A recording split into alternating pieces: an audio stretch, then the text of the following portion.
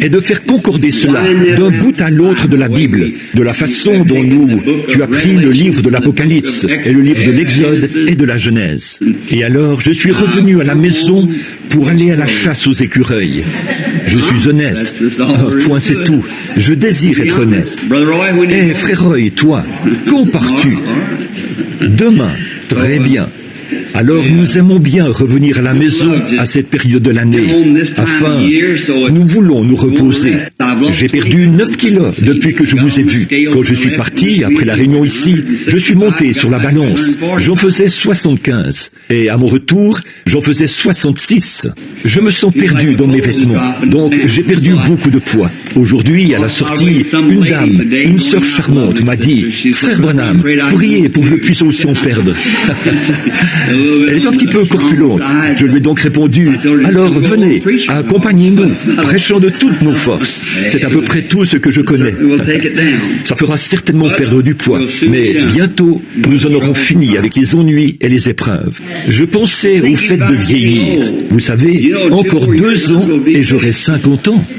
Je me souviens quand Frankie Weber a mis son offrande. Il a environ 2 ans de plus que moi. Il a mis 25 cents comme offrande pour son anniversaire, ici. Je l'ai bien regardé et je me suis dit, oh là là, Frankie Weber, tu as 25 ans, un quart de siècle. Maintenant, c'est la moitié. Ça ne traîne pas, n'est-ce pas? Ça ne fait qu'avancer.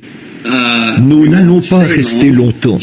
Là, ce matin, alors que notre bien-aimé frère a porté ce message absolument remarquable, je suis sûr que nous l'avons tous apprécié. Je me suis mis à penser à quelque chose alors qu'il prêchait, là. J'ai pensé, peut-être que le Seigneur va me donner un passage de l'Écriture à ce sujet. Ce soir, je lui ai fait lire quelques passages dans la parole bénie de Dieu. Et maintenant, quelques minutes pour parler, et ensuite, nous prierons pour les malades, comme d'habitude. Et mercredi soir qui vient, si le Seigneur le permet, j'aimerais commencer dans l'Épître aux Hébreux, si ça va. L'Épître aux Hébreux, pour une leçon, et puis continuer peut-être dimanche matin ou dimanche soir. Ensuite, le mercredi soir suivant, peut-être reprendre cela, continuer simplement à faire le lien dans les Écritures. Et il y a certaines choses que j'ai remarquées dans l'Église en passant, des choses, à mon avis, qu'il faudrait enseigner. Vous savez, des choses qui affaiblissent un peu les gens. Je pense qu'on pourrait reprendre ça dans les Hébreux. C'est un très bon chapitre, un très bon passage à lire. Maintenant, frère Neville, cela m'est venu à l'esprit en venant ici. Je viens de prendre le Nouveau Testament ici, et je suis en train de lire dans une Bible Collins. Les caractères sont plus gros. Depuis que j'approche de la cinquantaine, je dois vraiment l'éloigner de moi pour pouvoir lire ces très petits caractères. De toute façon, l'éclairage n'est pas bon. Lorsque je sors au soleil, je peux la lire, mais quand il y a moins de lumière, je dois l'éloigner. Le médecin m'a dit que bientôt, j'allais devoir porter des lunettes de lecture. Je lui ai demandé, mes yeux ne vont pas bien? Il les a examinés. Il m'a dit, non, 10 sur 10, c'est excellent. 20 sur 20, c'est normal. Et 15 sur 15, c'est mieux. Et 10 sur 10, c'est tout ce qu'il pouvait lire. Ainsi, de loin, je pouvais lire partout où il voulait. Il a enlevé quelque chose et j'ai commencé à lire. Quand il s'est rapproché, j'ai ralenti de plus en plus. Je me suis arrêté quand on est arrivé à peu près à cette distance. Il a dit, oh oui, vous avez plus de 40 ans. J'ai dit, oui. Il a dit, eh bien, c'est naturel. Vos globes oculaires s'aplatissent. Il a dit, maintenant, si vous vivez une bonne et longue vie, vous retrouverez votre seconde vue, j'espère. C'est alors que vous pourrez lire de nouveau. Mais vous savez, j'étais justement en train de penser que cela n'est pas si loin. Seulement un peu de temps. Frère Tony, c'est terrible, n'est-ce pas? Non, pas du tout. C'est une chose bénie. D'un côté, je prends de l'âge, et de l'autre, je rajeunis, car je me dirige vers ce corps jeune, immortel et béni, où, frère, il n'y aura rien de mauvais là-bas, et je vis simplement pour ce moment-là. Ce sera merveilleux. Maintenant, avant que je lise le texte final pour terminer, disons-lui un mot. Pendant que nous courbons la tête, nous croyons, Dieu Tout-Puissant, que tu veux le bonheur de tes enfants. Nous ne sommes pas destinés à vivre renfrognés et tristes, car il est écrit « Un cœur joyeux est un bon remède ». Et nous aimons nous réjouir de tes bénédictions et avoir cette merveilleuse communion fraternelle. Et alors que nous, en tant que croyants de ta parole, nous communions autour de la parole, c'est pour cela que nous venons ici. Ce n'est pas juste pour entendre un message, mais c'est pour adorer et communier avec toi à travers la lecture et la prédication de la parole. Maintenant, Seigneur, tu ne vas pas nous décevoir. Je suis sûr que tu vas nous bénir en ces heures-ci. Bénis notre brave et bon pasteur, Seigneur. Nous te prions d'être avec lui. Et comme je l'observais aujourd'hui, lors de sa prédication, je l'ai vu sourire quand il a chanté ce cantique. Bientôt, j'en aurai fini avec les ennuis et les épreuves. Et ces sœurs qui chantaient ça sous les tonnelles et dans les rassemblements religieux en campement, un de ces jours, cela sera fini. Alors nous irons vers ce glorieux repos. Maintenant, Père, bénis-nous, tandis que nous lisons ta parole.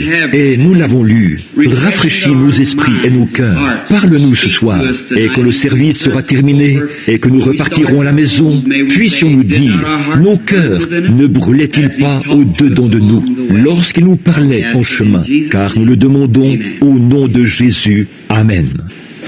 Bon, avec un si bon message évangélique comme nous l'avons eu ce matin, je pensais, vous savez, que Frère Neville parlait de la suralimentation des enfants, ce qui peut arriver.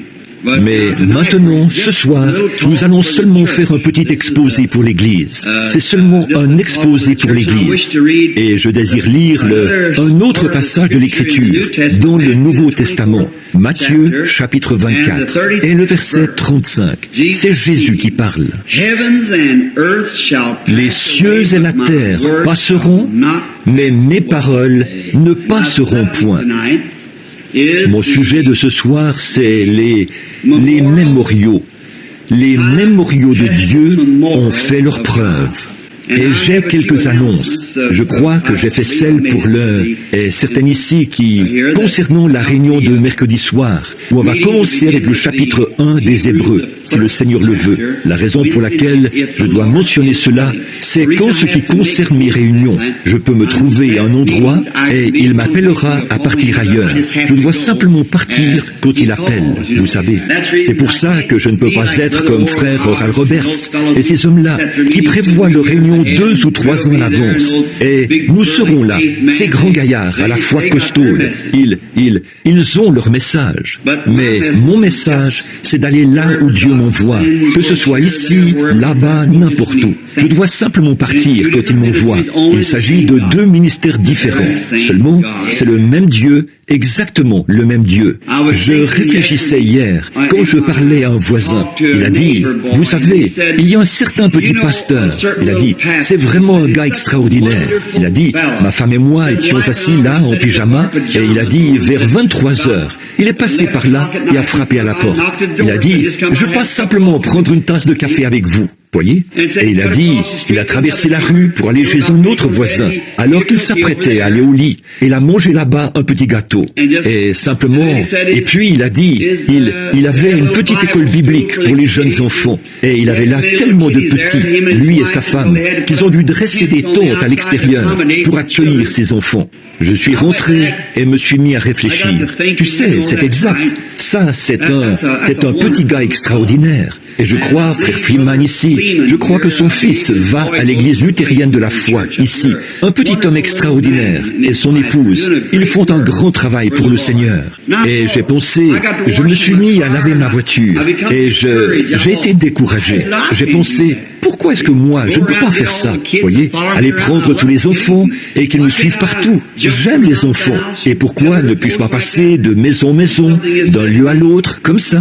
Et quelque chose m'a dit, tu n'as pas été appelé à cela. Il fait simplement ce que Dieu lui a dit de faire. Par contre, il nous faut quelqu'un qui se tienne là, comme ces Oral Roberts et les autres, un Josué avec une épée, avec un message de foi et de délivrance. Voyez, il nous faut des gens qui ont de ce genre-là, quelqu'un qui est ceci, mais toutes ces choses se rejoignent pour former un grand tout.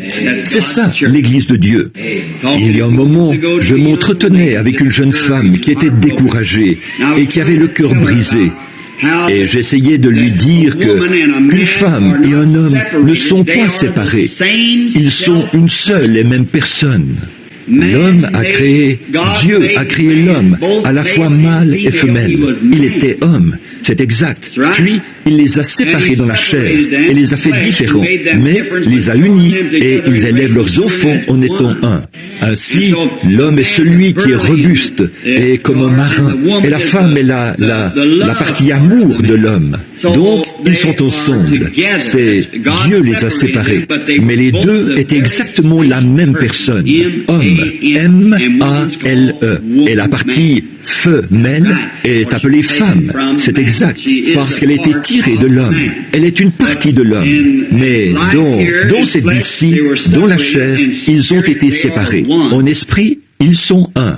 Et je parlais des hommes qui n'ont plus la même affection pour leurs femmes et qui ne les aiment plus comme quand ils étaient des chéris l'un pour l'autre. Honte à vous. Vous devriez l'aimer comme avant. Elle est toujours votre chérie, absolument. C'est la position qu'elle devrait avoir. Vous devriez la traiter comme telle. Oh, ne laissez jamais cesser cette petite lune de miel, car elle ne va pas cesser au ciel. Là-bas, vous serez parfaitement un. C'est exact. Ainsi tout. Eh bien, il me semble que des femmes devraient dire amen à cela. Que jamais je n'entende. Vous êtes toujours en train de réprimander les femmes et de parler comme ça. Sir Rickerson, pourquoi n'avez-vous rien dit? Oh, quelqu'un là-bas au fond. Dites donc, l'avez-vous fait? Merci, Sir Cox. C'est très bien. Frère Cox, c'est pour toi, où que tu sois maintenant. Très bien. Oui, monsieur. Nous ne devrions jamais oublier de nous honorer les uns les autres. Soyez toujours des chéris. Ne laissez jamais cela cesser. Il n'y a pas longtemps, un jeune catholique est venu me voir. Sa femme était en train de se séparer de lui. Il a dit, Billy, ça m'embête de venir te voir. Je suis catholique et toi protestant. Il a dit, récemment, le prêtre m'a chassé de chez moi. J'ai dit, qu'est-ce qu'il y a, Ham? Il a dit, eh bien, il m'a dit, je bois un peu.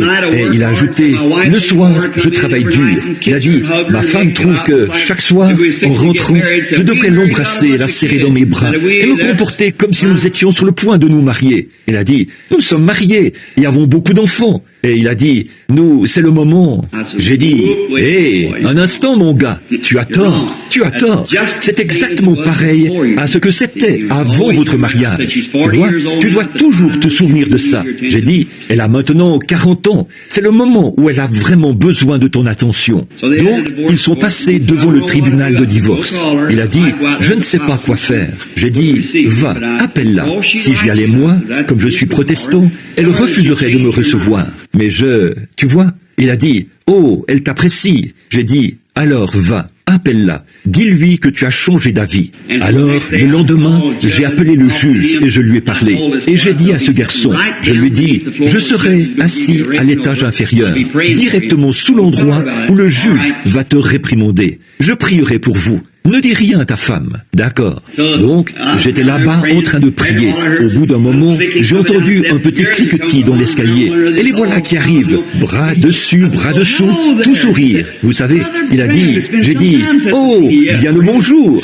Il a dit, frère Branham, ça fait un moment que je ne t'ai pas vu. Oui, une demi-heure, voyez. Un moment que je ne t'ai pas vu. Et elle a dit, ça alors, révérend Branham, je ne vous ai pas vu depuis longtemps. Je suis content de vous revoir.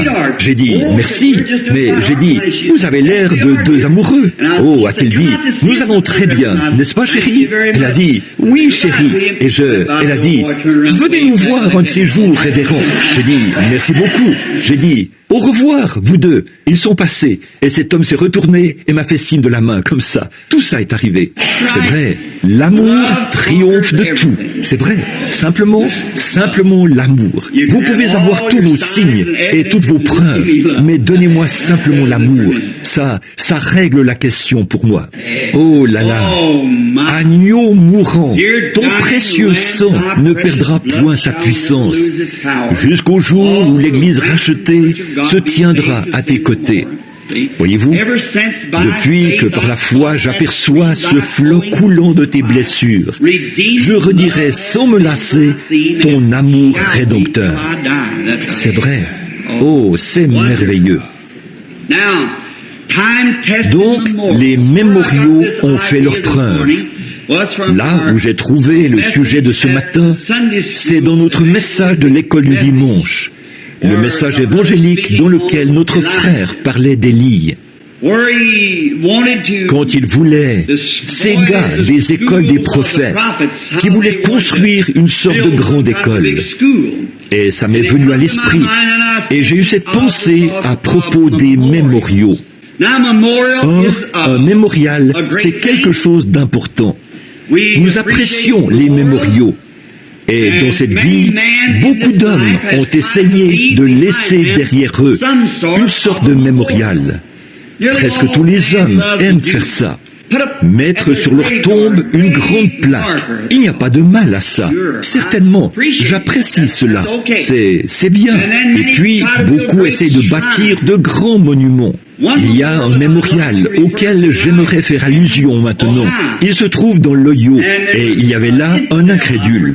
Son nom m'échappe. J'ai la photo quelque part chez moi dans ma collection. Il était si fermement opposé au christianisme qu'il voulait qu'un mémorial soit érigé en souvenir de lui après sa mort, le montrant, son pied posé sur la Bible, pointant vers le bas comme ça, et disant « À bas les superstitions religieuses, vive la science moderne ».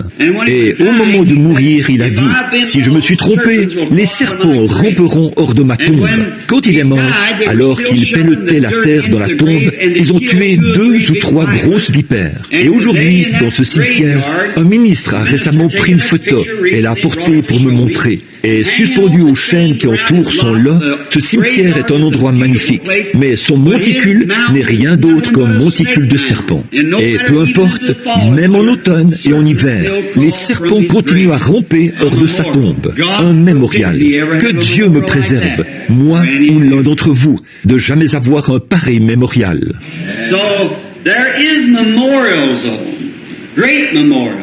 Mais il y a des mémoriaux, de magnifiques mémoriaux. Je pense à Josué, le vaillant guerrier. Quel grand homme il a été. Lui qui a pris l'armure de Moïse comme chef de ces 2 millions de Juifs. Moïse qui avait été choisi, appelé, mis à part pour un service. Et que Josué se lève pour prendre la place de cet homme. C'était vraiment faire quelque chose de grand, succéder à ce prophète. Un vaillant guerrier, appelé, prédestiné et ordonné de Dieu. 400 ans bien avant sa venue, Dieu avait dit qu'il les délivrerait et les visiterait.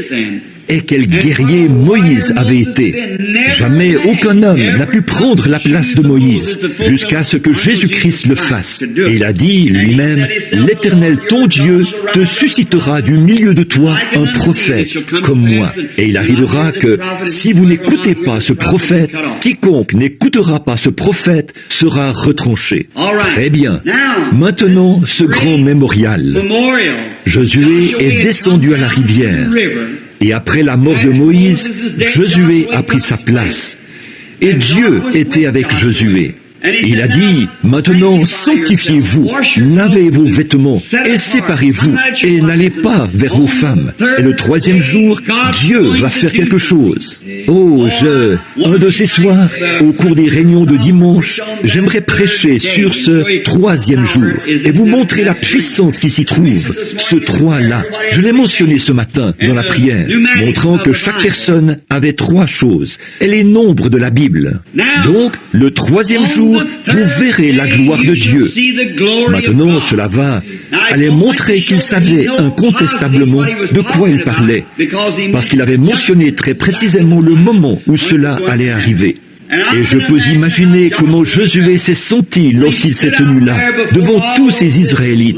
Là, il fallait que sa parole soit vraie. Et voilà que le Jourdain était en crue. Vous voyez, on reconnaît le caractère d'un homme à ses œuvres. Quoi que vous soyez, vos œuvres démontrent ce que vous êtes. Peu importe combien vous témoignez, qu'importe ce que vous dites, le pour ou le contre, ça n'a rien à voir. Ce sont vos œuvres qui indiquent ce que vous êtes, qui indiquent ce que vous êtes à l'intérieur. Tout travail que l'on fait manifeste ce que l'on est. Et vous, les hommes d'affaires, si vous ne faites que du bricolage, vous voyez ce que je veux dire, qu'un travail fait à moitié, ne faites pas ça. Si vous ne pouvez pas le faire correctement, ne le faites pas du tout. C'est vrai. Quand vous venez à Christ, si vous ne pouvez pas vous livrer carrément et totalement et venir à Christ, ne venez pas du tout. Mais lorsque vous désirez vraiment être un chrétien, distinguez-vous. Faites-en une réalité. C'est ce que Dieu veut que vous soyez. Et ça va démontrer, vos œuvres vont démontrer ce qu'est votre caractère. C'est aux œuvres que vous faites qu'on reconnaît votre caractère. Et maintenant, Josué, sa parole était en jeu. Oui, monsieur, exactement comme pour Noé autrefois. Il fallait donc que Josué traverse ce fleuve. On aurait dit qu'il avait choisi le pire moment que l'on puisse imaginer. C'était au mois d'avril. C'est l'époque de la fonte des neiges, là-bas en Judée, et ça ruisselle le long des montagnes. Le vieux Jourdain est boueux, il déborde et se répand jusque dans les champs pour arroser les champs voisins du Jourdain. Et on aurait dit, si c'était selon les connaissances mathématiques ou pédagogiques ou scientifiques, qu'il avait choisi le pire moment de toute l'année pour traverser le Jourdain. Mais Dieu aime choisir des moments comme celui-ci pour démontrer qu'il est Dieu. Et les hommes de Dieu qui croient en Dieu et qui savent ce que Dieu a promis n'ont pas peur de le faire parce que Dieu s'en tiendra strictement à sa parole, aussi sûr qu'il est Dieu. Et quand il a dit, premièrement, prenez l'arche et avancez. Et dès que les pieds de ces sacrificateurs ont touché le Jourdain, peu importe qu'il ait été déchaîné et en pleine crue, il s'est retiré devant la parole éternelle de Dieu, car la parole était dans l'arche. Maintenant, Jésus a dit, les cieux et la terre passeront, mais ma parole ne passera jamais. Ainsi Josué, sachant que sa parole devait reposer sur la parole de Dieu, il a mis la parole de Dieu en premier. Je souhaiterais que vous, les malades, ici ce soir, vous fassiez cela, que vous mettiez la parole de Dieu dans votre confession. Appliquez votre confession, croyez-la et exprimez-la. Appelez les choses qui ne sont pas comme si elles étaient. C'est comme ça que nous allons de l'avant. Faites comme ça. La parole de Dieu pourvoira d'un moyen. Et dès que les pieds des sacrificateurs ont touché le Jourdain, il s'est retiré de part et d'autre. Et l'eau s'est arrêtée. Vous rendez-vous compte? Le grondement de ce fleuve aurait entraîné la formation d'une berge. En 20 minutes, elle aurait été aussi grosse que certains de ces gros barrages modernes que nous avons, comme là-bas, le barrage Boulder sur le Colorado. La manière dont le Jourdain déferle là-bas, depuis les montagnes, avec une grande force, qu'il déferle dans ces vallées. Quand 2 millions d'hommes à pied, accompagnés de femmes et d'enfants, avec un tel nombre, cela leur a probablement pris 4 ou 5 heures ou plus. Qu'en pensez-vous? Ce fleuve aurait pu déborder, mais Dieu a arrêté le fleuve. Amen. Oh, j'aime ça. Arrêtez les flots. Et il est resté là jusqu'à ce qu'ils aient traversé. Alors Dieu a dit à Josué, nous voulons faire un mémorial de ceci. Va là-bas, envoie chaque Israélite, un de chaque tribu, qu'ils ramassent 12 pierres et qu'ils en fassent un mémorial. Et ce mémorial fera que, lorsque vos enfants passeront par ce chemin, ils demanderont « Pour quelle raison ces pierres se trouvent-elles ici ?» Et vous raconterez comment Dieu a arrêté le Jourdain. C'est un souvenir merveilleux. Un jour, dans un proche avenir, j'espère voir ces pierres à l'endroit où elles se dressent encore comme un mémorial. Et puis, je pense à un autre mémorial. Quel glorieux mémorial béni cela a été. Et puis, je pense à un autre mémorial. Quand un jour, une femme avait fait le mauvais choix. Elle a décidé de ne pas rester dans les plaines bienarrosées ou plutôt de rester dans les plaines bienarrosées de Sodome et Gomorrhe, et de se montrer sociable, et de vivre comme les autres femmes en ce temps-là. Elle n'a pas fait le bon choix. Elle n'a pas fait comme Sarah, qui est restée sur les terres arides. Elle, qui n'a gardé que la parole de Dieu dans son cœur. Elle était obéissante et charmante avec son mari, au point qu'elle l'appelait son Seigneur. Et c'est là que Dieu est descendu, accompagné de 2 anges, pour les visiter dans la tente. Mais Madame Lot, elle est devenue très mondaine et elle a été absorbée par les choses du monde. Quelle leçon pour nous aujourd'hui qu'il est possible que notre esprit devienne trop mondain. Et je suis certain aujourd'hui que l'esprit de l'Église en général devient trop mondain. Peut-être bien que ce n'était pas l'intention de Madame Lot de devenir comme ça quand elle est descendue là-bas. Elle s'est dit, je vais simplement me montrer sociable. C'est bien d'être sociable, mais ne prenez pas les habitudes du monde. Quand vous allez quelque part, allez-y comme Shadrach, Meshach et Abednego. Et Daniel, ils avaient résolu en leur cœur qu'ils ne se souilleraient pas, peu importe ce qui arriverait, peu importe que les autres dans l'Église rétrogradent, quoi qu'il arrive, ils avaient résolu cela en leur cœur. Et aujourd'hui, ils sont un mémorial. Et Madame Lot représente un mémorial.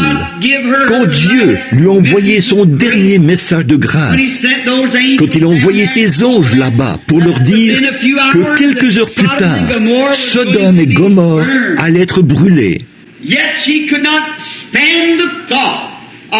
elle n'a pas pu supporter l'idée d'abandonner sa vie sociale, d'aller dans un désert, de vivre comme Sarah avait vécu là-bas dans le désert, et de devoir porter les vêtements simples et ordinaires des femmes de la plaine. Elle voulait vivre dans le luxe. Son mari était devenu un homme important de la ville. Il siégeait à la porte de la ville, comme juge ou comme maire de la ville. Et elle désirait vivre dans le luxe. Elle ne pouvait pas supporter l'idée de devoir abandonner ces choses. Et alors qu'elle sortait de la ville avec son mari, elle regardait continuellement en arrière, pleurant de chagrin, parce qu'elle devait tout abandonner, se séparer de cette forme de mort.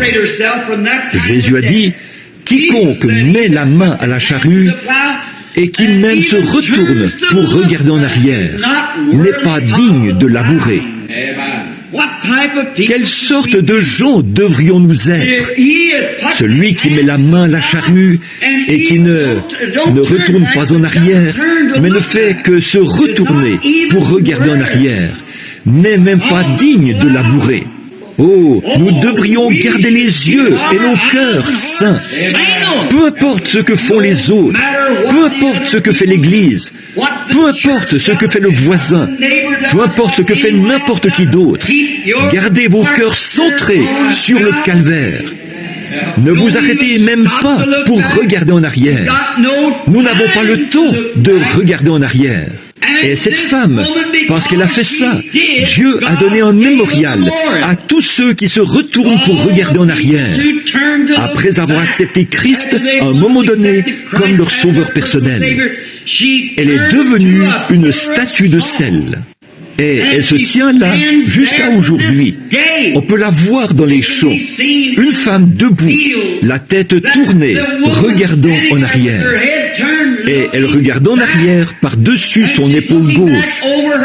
Elle regarde en arrière vers les champs. Son cœur était là-bas derrière. Pourtant, c'est comme si on l'avait forcé à faire ça.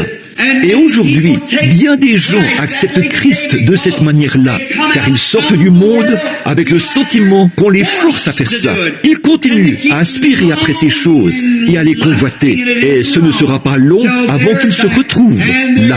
Et ils sont de terribles mémoriaux de la grâce de Dieu, de l'amour de Dieu qui leur a été témoigné. Des mémoriaux. Bon.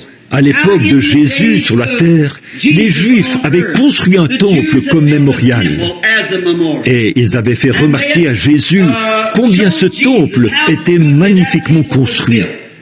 Et il a dit, il avait fallu 40 ans pour construire le temple. Environ 80 ans au total. Pendant 40 ans, ils avaient taillé des pierres dans différentes parties du monde. Pendant les 40 ans de sa construction, il n'y a pas eu le moindre grincement de scie, pas le moindre coup de marteau.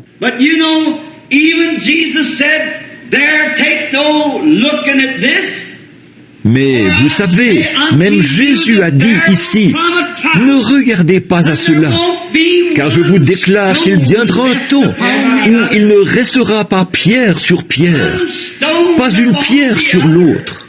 Juste avant cela, il avait prononcé ces belles paroles mémorables. Les cieux et la terre passeront, les temples passeront, les mémoriaux passeront, mais ma parole demeure le mémorial éternel. L'arche a pourri il y a des années. Les tombeaux des prophètes se sont effondrés. Et tous les autres mémoriaux sont tombés en ruine avec le temps. Et les pierres ont été emportées. Mais la parole de Dieu demeure exactement la même, magnifique au siècle des siècles, aussi vivante et rafraîchissante ce soir pour les croyants d'aujourd'hui qu'elle l'était au jour où elle était prononcée. Pas étonnant qu'elle lit ce matin dans le message que notre frère nous a apporté. Quand ils ont voulu construire une grande école pour les prophètes comme mémorial, Élie, lui, a choisi quelque chose de meilleur. Un miracle de Dieu pour faire remonter un instrument qui était tombé et le faire flotter sur l'eau. C'était la parole du Seigneur. Et ce soir, celui qui recevra la parole du Seigneur dans son cœur comme mémorial fait bien mieux que ceux qui essayeraient d'ériger un grand mémorial. Il n'y a pas longtemps, quand j'ai entendu parler, quand j'étais en Italie, j'ai entendu parler de Mussolini et de cette grande statue d'une 12aine de mètres de hauteur qu'il avait construite comme mémorial de l'athlétisme, étant lui-même un athlète. J'ai voulu retrouver ce mémorial. Et vous savez, il avait été réduit en poudre par une bombe de gros calibre. Il y a 2 ou 3 ans, je me suis trouvé à l'endroit où les pharaons d'Égypte avaient élevé de grands temples et de grandes idoles. Et on m'a dit qu'il faudrait creuser le sol à une profondeur de 6 mètres pour trouver le terrain sur lequel se dressaient ces mémoriaux. Je me suis trouvé là où César Auguste, Hérode et les grands de Rome se sont tenus. J'ai marché dans une rue près de celle qu'il empruntait en quittant le palais, et elle est à environ 8 mètres sous terre. Ces mémoriaux ont disparu, mais cette parole vivante de Dieu reste exactement la même et tout aussi précieuse. Voilà un mémorial. Alors je dis aujourd'hui, frères, les choses que vous faites, les paroles que vous prononcez, comment vous traitez votre prochain et ce que vous faites au sujet de Christ, tout cela sera un mémorial éternel. Vous pouvez avoir une belle maison à laisser à vos enfants. Vous pouvez travailler pour laisser des biens à vos enfants. Mais moi, je préfère leur laisser la parole de Dieu plutôt que toute autre chose. Ces maisons disparaîtront. C'est tout à fait en ordre. C'est bien. Je n'ai rien contre ça. Mais ne faites pas ces choses mineures en négligeant les grandes choses. Vous voyez? Parce que la parole la maison va périr et les gens périront avec elle. Mais la parole de Dieu les ressuscitera dans les derniers jours. Elle leur redonnera la vie éternelle et immortelle. Alors, pour constituer un tel patrimoine, la parole éternelle de Dieu, je pense à ce vieux cantique que nous chantions ici autrefois, il y a des années. Le temps n'est que changement rapide. Rien sur terre n'est immuable. Bâtis ton espoir sur les choses éternelles. Tiens la main du Dieu vivant. À la fin de notre voyage, si vous êtes trouvés fidèles, votre belle demeure dans la gloire, votre âme ravie verra. C'est tellement mieux de regarder là, alors que vous vous dirigez vers le soleil couchant, que vos veines se refroidissent dans votre corps, que vos enfants sont là autour du lit, en sachant que vous avez construit un mémorial, que, mes chéris, un jour papa vous retrouvera de l'autre côté. Je préférerais avoir ça.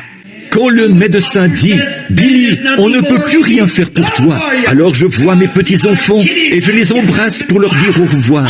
Je dis « Mais papa n'est pas en train de mourir, il va se reposer à un certain endroit, car si cette tente où nous habitons sur la terre est détruite, j'en ai une qui m'attend déjà. » Un mémorial qui rend un tel témoignage. J'aimerais mieux faire cela devant mes enfants que de dire « Mes chéris, j'ai pour vous $1 million dans cette banque et $1 million là, dans cette autre. » Je préférerais laisser ce témoignage-là.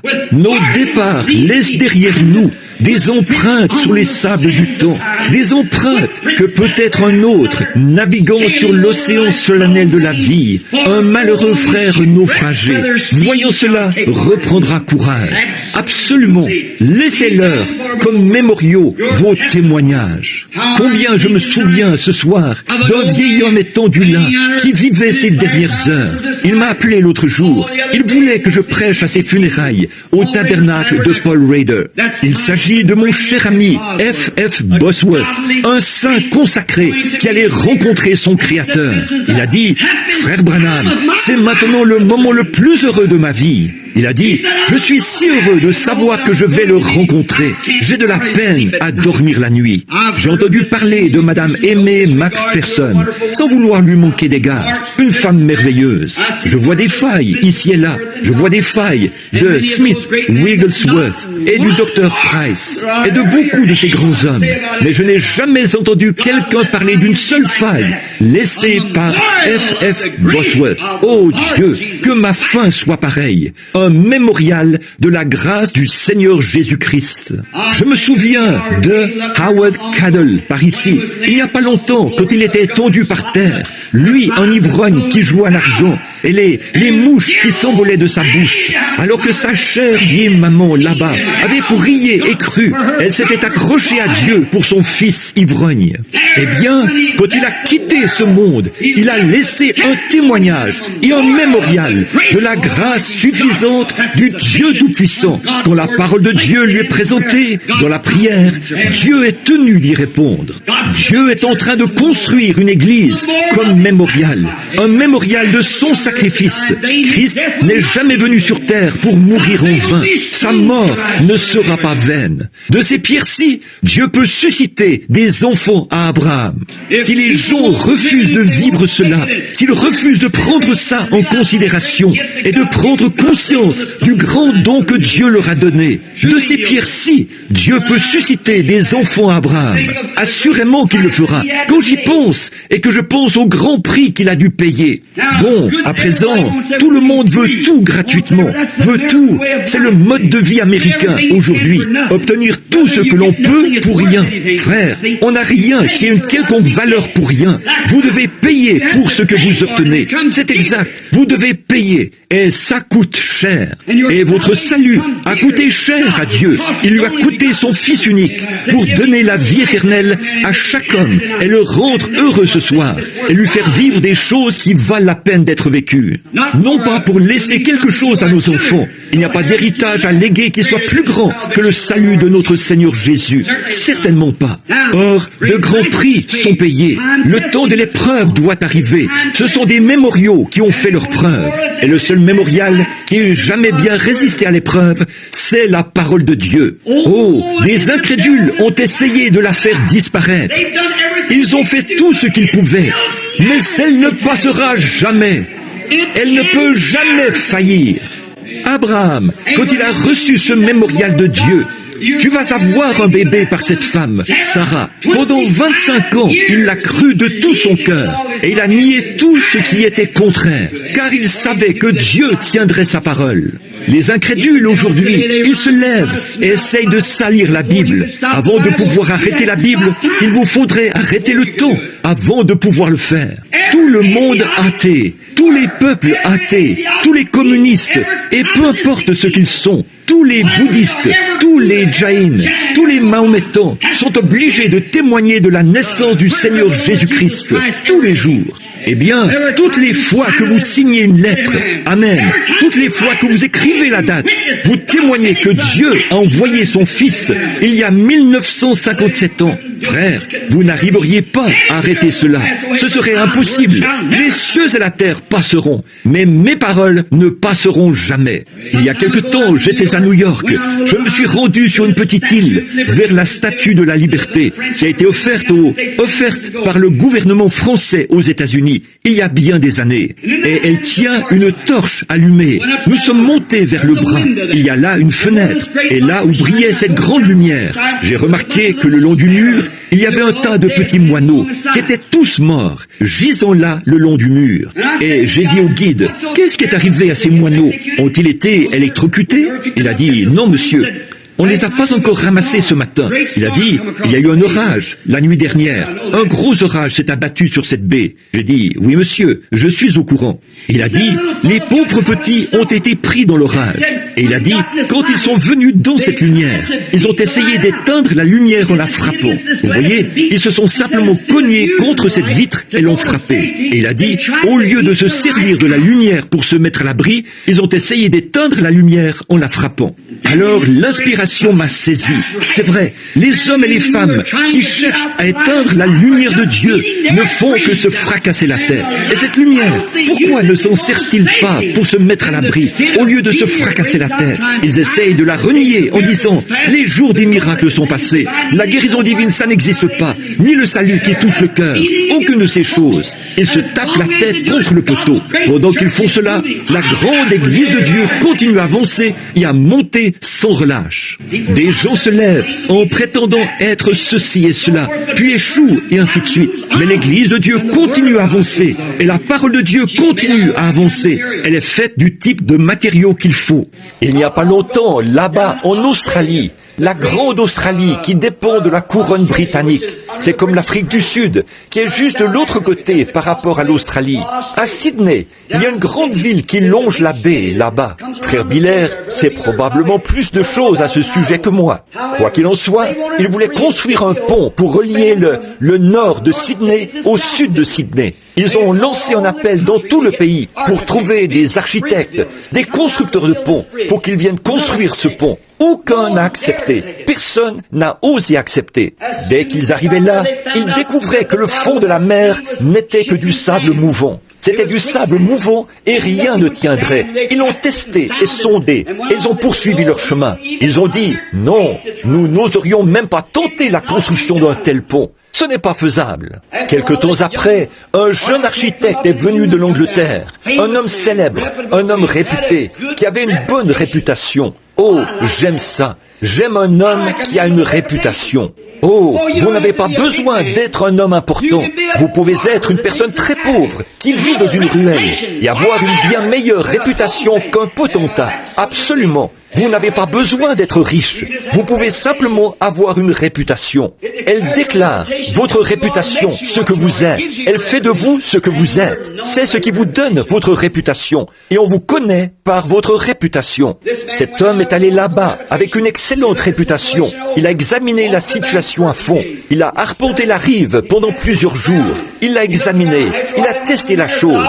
Il l'a sondé. Il a regardé autour de lui. Quelque temps après, il est allé chez le maire et lui a dit « J'accepte ce travail ». Eh bien, a-t-il dit « Monsieur, vous savez ce que vous acceptez ?» Il a répondu « Je comprends parfaitement ». Il a dit « Eh bien, ce grand architecte a dit, des architectes américains et des architectes du monde entier, des constructeurs de ponts sont venus ici et ils ont eu peur d'entreprendre ce travail. » Il a dit « Mais monsieur, moi, je n'ai pas peur de ce travail. Je l'accepte. Il a dit, je suis conscient que j'ai une réputation dans le monde entier en tant que constructeur de ponts. Mais je vais mettre ma réputation au jeu, car je suis capable de le construire. Oh, il avait une vision. Avant qu'un homme puisse se faire une réputation, il doit avoir une vision de ce qu'il fait. Oh, béni soit le Seigneur. C'est pour cette raison qu'il y a un ciel où aller. C'est pour cette raison que nous pouvons avoir une réputation comme chrétiens. Nous savons quel genre de matériaux se trouve dans cet édifice. C'est vrai, il y a le sang de Jésus-Christ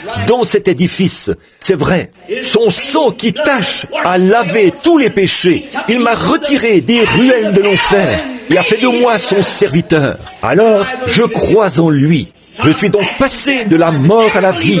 Et tous les croyants aussi, parce qu'ils ont confiance et qu'ils croient en ce grand constructeur, ce grand architecte. Alors quand cet homme a fait cela, ce qu'il a d'abord fait, pour s'assurer qu'il avait raison, il est allé là-bas. Et il a dit, maintenant, avant de commencer la construction de ce pont, il faut que nous trouvions un fondement solide. Il faut que nous allions le chercher. Il savait que tout au fond, sous ce sable, se trouvait l'écorce terrestre. C'était du rocher solide. Qu'a-t-il fait si ce n'est de se procurer d'énormes pompes? Il est arrivé sur les lieux, il a fait descendre de gros tuyaux et, à l'aide de ces pompes, il a soufflé vers l'extérieur tout ce sable mouvant jusqu'à trouver le rocher solide. Une fois le rocher dégagé, il a ancré là-dedans de gros boulons et il a préparé la place. Et c'est ce qu'il a fait à chaque endroit. Puis, il est allé chercher les meilleurs architectes qu'il puisse trouver pour l'entourer, les plus grands scientifiques, le meilleur matériel. Il a fait venir l'acier pour son pont.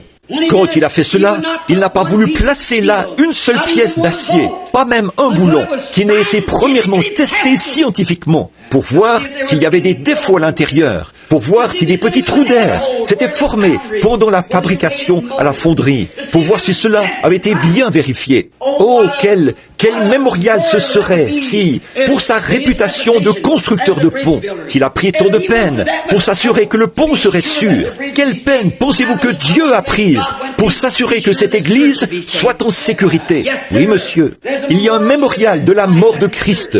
C'est son église. Certaines personnes refusent de vivre cela, mais d'autres l'acceptent. Mais c'est un temps d'épreuve.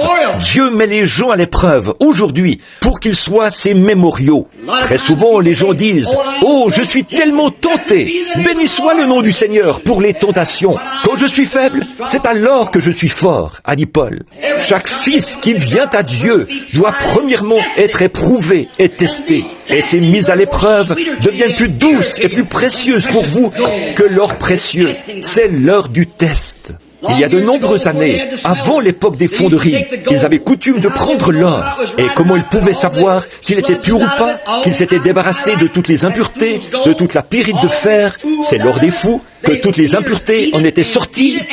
Les batteurs le battaient, et le battaient, et le retournaient, le battaient, et le retournaient, jusqu'à ce que le batteur voie son reflet dans l'or. C'est comme ça que Dieu fait avec son Église. Il vous donne épreuve après épreuve, test après test, épreuve après épreuve, test après test, jusqu'à ce que la vie de Christ se reflète dans votre vie, jusqu'à ce que vous deveniez paisible, sobre, doux, aimable, humble, prêt, soumis, disposé, détournant la tête des choses du monde et regardant tout droit au calvaire, vers celui qui vous frappe.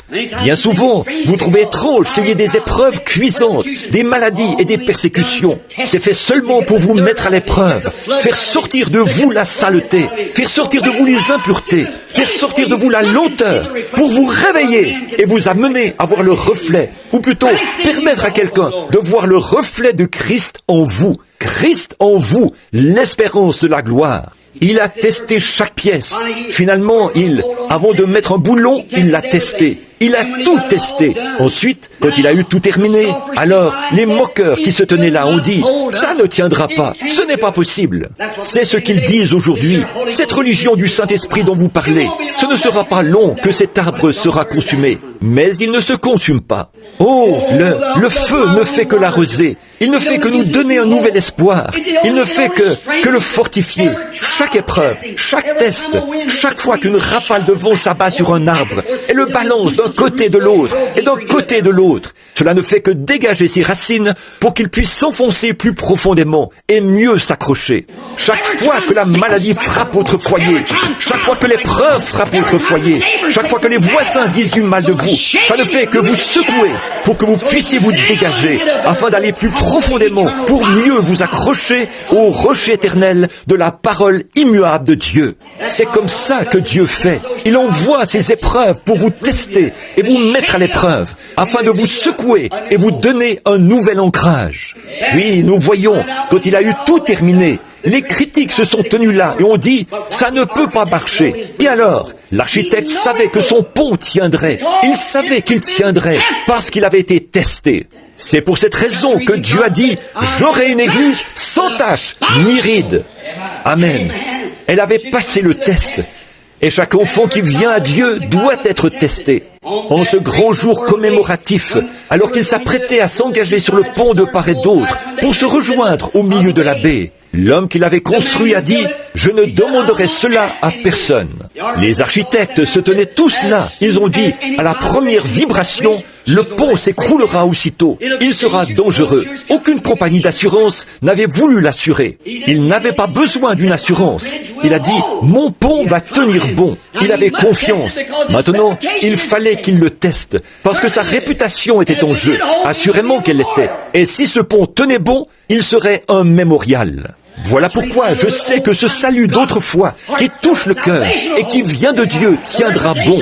La réputation de Christ en dépend. Il ne nous donnera pas quelque chose pour bâtir une église qui soit une théologie fabriquée par l'homme, ni une expérience reçue dans une école, ou construire un séminaire comme il voulait le faire ce matin pour former des prédicateurs.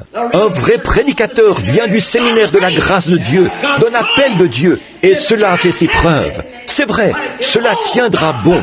Dieu a confiance en vous. Nous avons confiance en lui. Le pont va. Le vieux poète a dit, mon ancre tient bon au-dedans du voile. Dans chaque orage et chaque tempête, mon ancre tient bon au-dedans du voile.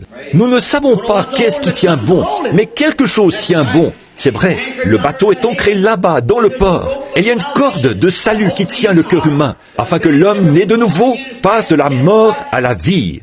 Tous les démons de l'enfer ne pourraient le faire douter de cela. Il y a quelque chose qui tient bon à l'intérieur. Qu'il soit ballotté, qu'il soit secoué. Amen. Il tiendra bon à tous les coups, parce qu'il se trouve en Jésus-Christ.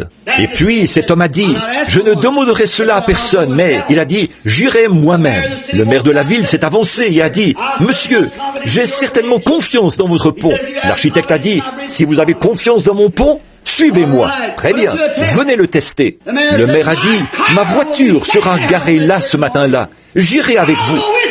La compagnie de chemin de fer a téléphoné pour dire, elle a appelé pour dire, monsieur, nous avons confiance dans votre pont. Nous aurons... Il a dit, si vous avez confiance dans mon pont, amenez 4 locomotives chargées et mettez-les sur le pont. Si vous avez confiance, suivez-moi. Si vous croyez qu'elle a été testée et éprouvée, si vous le croyez, venez, accompagnez-moi. Et en voyant son courage, beaucoup de gens lui ont écrit des lettres. Voilà ce que les gens cherchent. Ce sont des hommes courageux, pas ceux qui sont mous.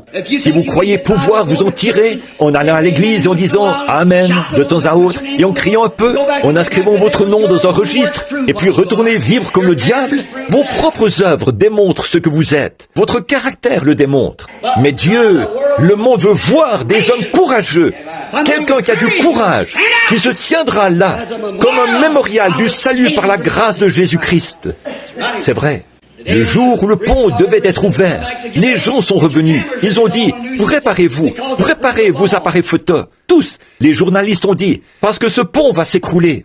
Ce jeune homme s'est avancé là sur le pont, a garé sa voiture, a regardé derrière lui. Il a vu ses locomotives toutes alignées. Il a vu là le maire qui lui faisait signe de la main. Il a regardé, il a vu des dizaines de milliers de piétons qui se tenaient là, prêts à marcher avec lui.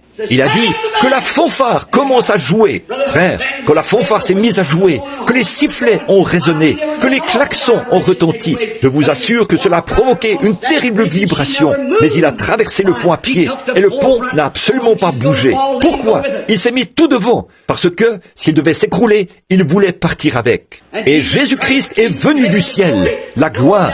De la gloire, il est venu ici-bas, pour bâtir une église. Et les matériaux qu'il y place sont des matériaux qui ont fait leur preuve. Vous pouvez peut-être vous avancer à l'autel et faire une confession, mais quand il découvre des évents et tout, voyez-vous, le monde vous a injecté des vers et tout, vous ne pourrez pas tenir ferme. Alors il vous rejette, vous écarte. Dieu veut une église qui a fait ses preuves, pas quelqu'un qui est chrétien aujourd'hui et rétrograde demain, qui est en dedans et en dehors, en haut et en bas. Il ne peut vous placer nulle part. Mais il a une église qui a été testée, qui est passée par les épreuves, qui a connu des pertes douloureuses, la maladie, le chagrin, la mort, et qui tient bon, qui maintient son témoignage. Voilà l'homme qu'il faut, oui, voilà l'homme qu'il cherche. Que vous soyez une personne très pauvre, peu importe, que vous soyez mendiant, peu importe, que vous soyez chiffonnier, peu importe, quoi que vous soyez, Dieu vous met à l'essai. Il cherche des matériaux qui ont fait leur preuve. Je crois qu'un de ces jours, quand cette glorieuse église, alors que la science déclare, comment est-il possible de perdre cela? La gravitation retient attaché à la terre. Maintenant, je me sens religieux. Je vais vous dire quelque chose. Cette église qui a fait ses preuves existera un jour. Peut-être que la moitié d'entre eux dorment dans la poussière de la terre. Je ne sais pas où ils sont, mais Dieu a ses matériaux entièrement testés. Un jour, il viendra se placer en tête. Suivez-moi! Il traversera les atmosphères, les stratosphères, sphère après sphère. Il ira jusque dans la présence du Dieu Tout-Puissant, accompagné d'une église qui a fait ses preuves. C'est un mémorial de sa grâce. C'est un mémorial que Dieu lui donne. Nul ne peut venir à moi si mon Père ne l'attire premièrement. Et tout homme qui vient à Christ est un cadeau d'amour de Dieu. Et Christ le met à l'épreuve. Et s'il supporte l'épreuve, il le place dans le pont, le fixe solidement, lui attribue une position. Il le place là, sachant qu'il tiendra bon jusqu'au bout du chemin. Amen. Des matériaux qui ont fait leur preuve. Sur ce roc, pas sur un roc de fanatisme, pas sur un tas d'émotions, pas sur un tas de théologie d'église, pas sur une dénomination, mais sur ce roc, la parole de Christ, je bâtirai mon église, et les portes de l'enfer ne pourront jamais prévaloir contre elle. Elle sera là. Ce sera un mémorial de sa grâce devant les anges. Quand, un jour, les anges l'ont demandé, « Pourquoi descends-tu sur la terre ?» Il reviendra et présentera cette église sans défaut, sans tache, sans ride. Voilà le matériau. Voilà, c'est ça, sa réputation. Il doit le faire. Ce constructeur de pont devait construire ce pont. Il devait le faire ou perdre sa réputation. Christ aura une église et il doit le faire parce qu'il est venu sur la terre et est devenu chair et habité parmi nous. Il est devenu péché pour que nous puissions devenir justes. Il est devenu nous afin que nous, par sa grâce, nous devenions lui. Il est venu prendre notre place comme pécheurs pour nous laisser prendre sa place comme fils et filles de Dieu, dans la présence de sa majesté. Quelle grâce de la part de Dieu! Comment pourrions-nous dire, ces paroles ne sont pas vraies? Les cieux et la terre passeront, mais ces paroles ne passeront jamais. Il y a quelques soirs, un jeune garçon indien, aveugle, depuis qu'il était âgé de 3 ou 4 semaines, a recouvré la vue. Il voyait normalement et il est redescendu de l'estrade. Qu'est-ce que c'était? C'était un mémorial de la puissance et de la grâce de Jésus-Christ qui a fait ses preuves. Que son saint nom soit béni.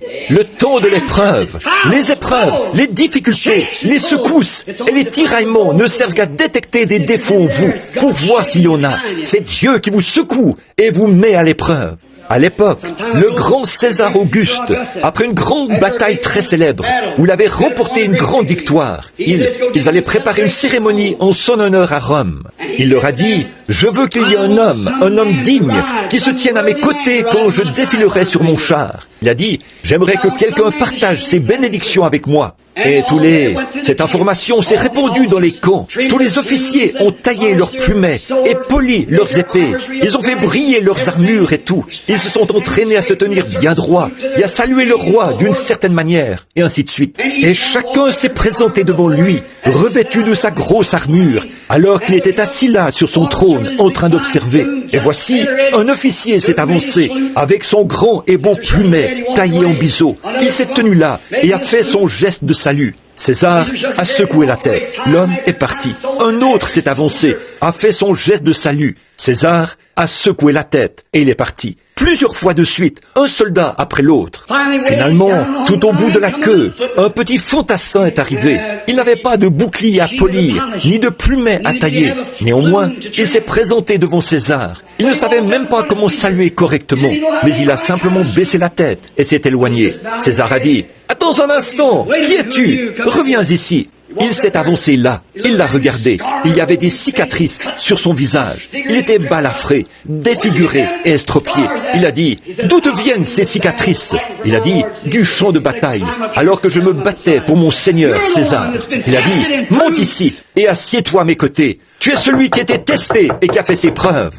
Frère, ce n'est pas le moment de tailler des plumets. Ce n'est pas le moment de recevoir de l'instruction. C'est l'heure de faire ses preuves. C'est le moment où Dieu teste son Église pour trouver les cicatrices de dures épreuves, de combats et de batailles. Voilà celui qui se tiendra à ses côtés dans le char. Oh, combien Élisée a été testé et mis à l'épreuve avant de pouvoir revêtir un manteau de prophète. Voyez comment Élisée a jeté ce manteau sur son épaule. Il fallait qu'il soit l'homme approprié. Élisée l'a observé là dans le champ pendant qu'il labourait. Dieu a dit, voilà l'homme qu'il faut.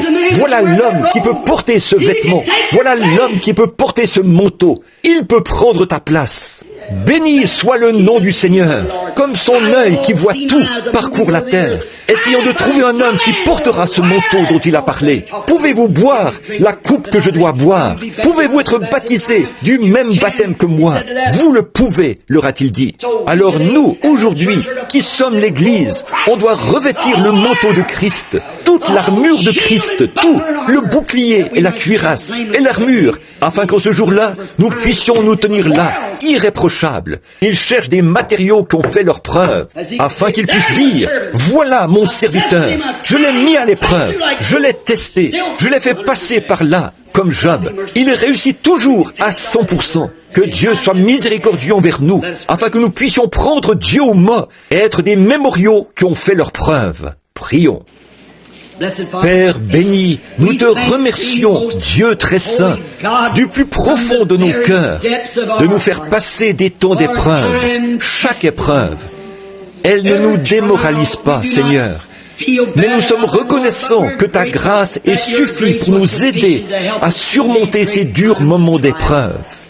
Ce soir, combien cela a transporté de joie l'auditoire quand cet homme a parlé de grâce infinie et quand nous sommes arrivés à ce couplet-ci, que de dangers, de labeurs et de pièges j'ai déjà traversé. La grâce m'a mené en sûreté jusqu'à présent et la grâce me mènera à la maison. Oh, cela a transporté de joie le cœur des gens. Nous croyons que cela s'alignait bien avec le message de ce soir, que c'est un temps d'épreuve, par des dangers, des labeurs et des pièges.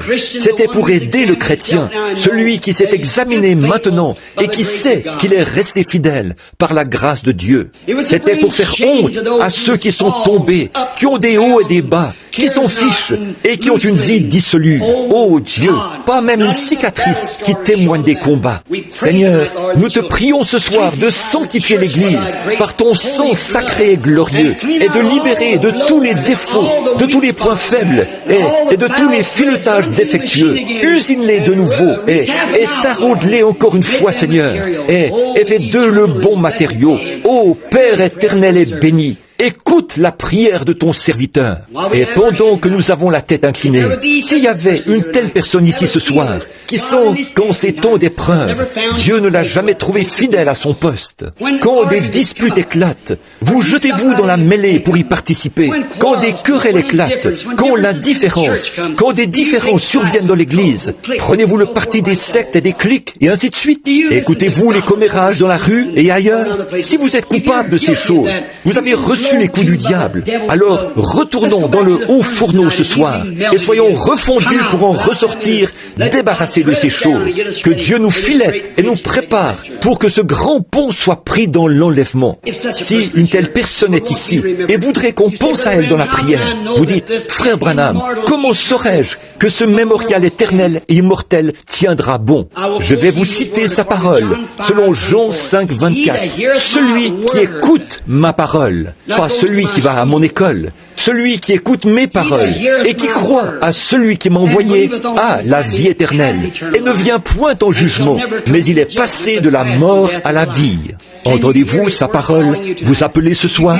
Si vous l'entendez et voulez qu'on pense à vous dans la prière, voudriez-vous lever la main? Dites, frère Branham, priez seulement pour moi. Je veux être le matériau qu'il faut, afin que, lorsque Christ emmènera son Église, je ne sois pas... Que Dieu vous bénisse, monsieur. Je ne serai pas incertain. Il me placera directement dans l'Église. Que Dieu vous bénisse, jeune homme. Que Dieu vous bénisse, sœur. Je veux être, que Dieu vous bénisse, frère. Je veux être le type de matériau qu'il faut. Que Dieu te bénisse, petit au fond là-bas. Que Dieu vous bénisse, mon cher frère, par ici. Je veux être trouvé comme du véritable matériau. Je veux être capable de donner le témoignage de l'espérance qui repose en moi. Cette espérance. Que Dieu vous bénisse, sœur. C'est bien. C'est vrai. À quoi cela sert-il, frère Branham, de lever les mains? Vous passez de la mort à la vie. C'est ce que vous faites. Vous défiez chaque loi de la gravitation à l'instant même. Voyez, si vous étiez juste un mannequin de cire assis là, vous ne pourriez jamais lever la main. Vous ne le pourriez pas. Mais cela montre qu'il y a un esprit en vous. Un esprit. Et cet esprit a entendu l'Esprit de Dieu vous parler. Et cet esprit qui est en vous a pris une décision. Alors, ça défie la science. Elle défie la gravitation. Elle se lève. Ce qui montre qu'il y a en vous un esprit qui peut vous faire lever la main. Si vous étiez mort, vous ne pourriez pas le faire. Mais vous avez pris vie. Il s'est passé quelque chose. Si vous êtes mort dans le péché et l'offense, Dieu ne peut plus vous parler. Votre main restera baissée. Si vous n'êtes pas mort dans le péché et l'offense, alors Dieu peut vous parler et vous recevrez la vie et vous lèverez la main. Voyez, cela montre que la vie a pris une décision. Vous avez accepté Christ. Vous êtes passé de la mort à la vie si vous êtes sincère. Soyez sincère maintenant en levant la main. Dites, Dieu, sois miséricordieux envers moi. Fais de moi ce que je dois être et je te servirai toute ma vie. Je veux être trouvé prêt ce jour-là. Soyez béni, mon cher frère, là au fond. Que Dieu te bénisse, jeune garçon. Que Dieu vous bénisse là-bas, frère. Que Dieu soit avec vous. Que Dieu te bénisse, mon trésor. Très bien. Quelqu'un d'autre. Que Dieu te bénisse, frère Roy, ici. Et que le Seigneur soit avec toi. Oui, Seigneur, que je sois trouvé digne. Que je sois trouvé digne. Que Dieu vous bénisse, mon frère tout au fond. C'est certain, Dieu vous voit. Réjouissez-vous. Quelqu'un d'autre aimerait qu'on se souvienne de lui dans la prière en ce moment? Fais de moi. Très bien. Nous allons...